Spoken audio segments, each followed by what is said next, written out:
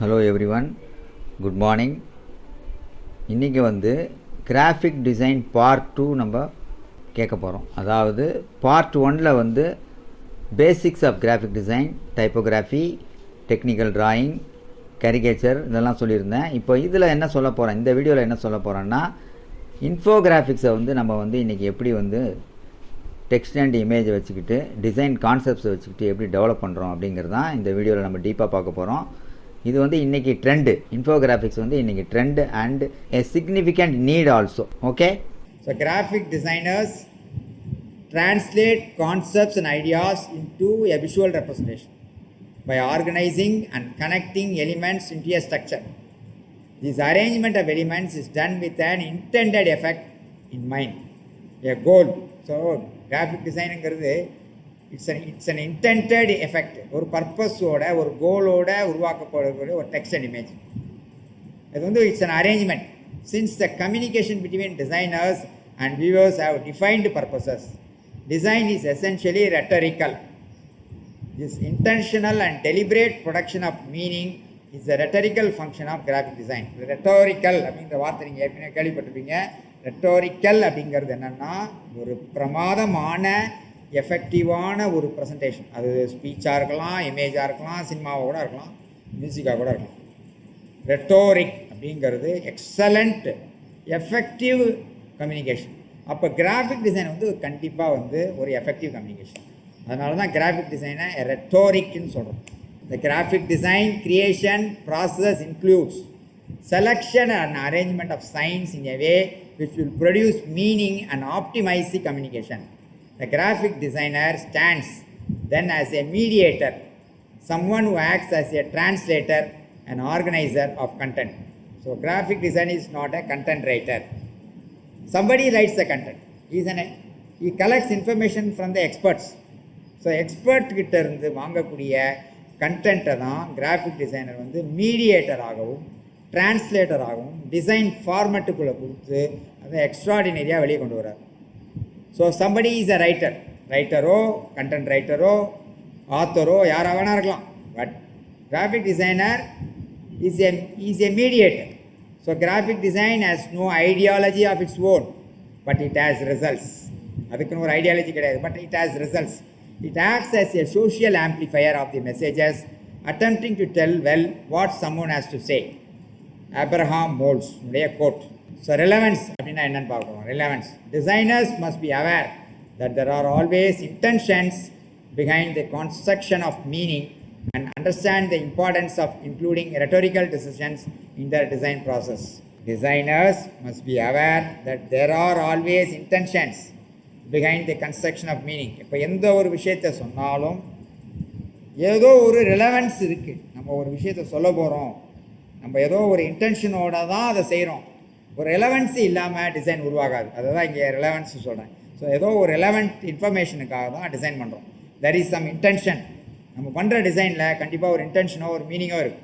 அதை புரிய வைக்கிறது தான் கிராஃபிக் டிசைனனுடைய output. So one big difference between design and art is that art is self-expression, while design needs to be understood by an audience. The designer needs to understand how the information will be absorbed, what kind of experience it will produce in the viewers, and which senses will be involved in the perception and cognition of the message.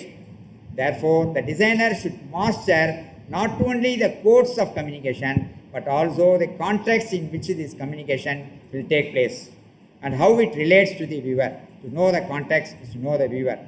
கான்டெக்ஸ்ட்டை புரிஞ்சிக்கணுன்னா வியூவரை புரிஞ்சிக்கணும். வியூவருடைய point of வியூவில் தான் designer work பண்ணணும். வியூவருடைய எதிர்பார்ப்பை தான் designer தரணும்.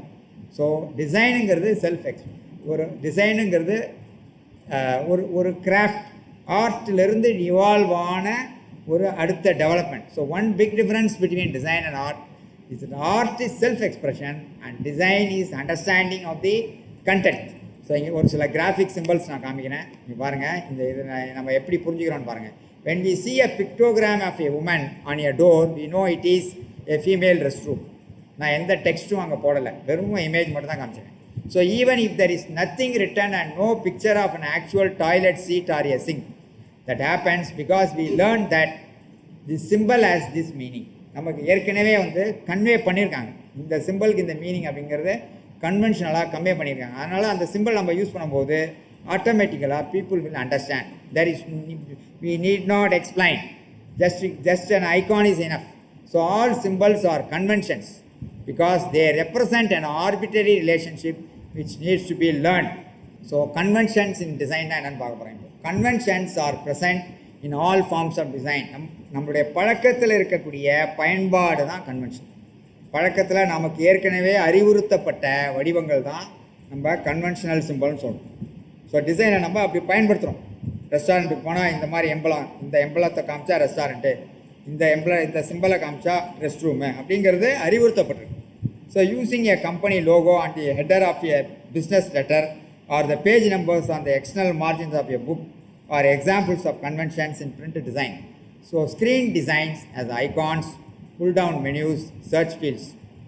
Typography keeps bold letters for emphasis and left justification for Western readers.